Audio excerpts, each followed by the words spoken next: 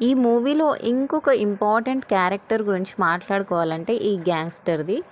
ఈయన ఎలా ఉంటాడంటే తను ఫీల్ అవుతున్న దాన్ని మాత్రమే పట్టించుకోవడము. ఒక ఇన్సిడెంట్ జరిగినప్పుడు దాన్ని అన్ని వైపులా చూసి దాన్ని అనాలిసిస్ చేసిన తర్వాత ఒక డెసిషన్ తీసుకొని నెక్స్ట్ స్టెప్ వేస్తుంటే బావుండేది.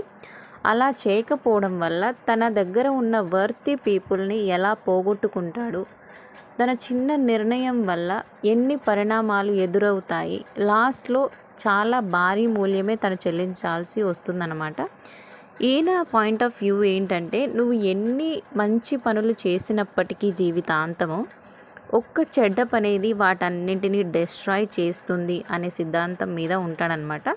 సో, ఆ వేలో ఆలోచించి ఈయన కూడా ఒక స్టూపిడ్ డెసిషన్ తీసుకోవడం వల్ల లాస్ట్‌లో చాలా భారీ మూల్యాన్ని చెల్లిస్తాడు ఇతను కూడా.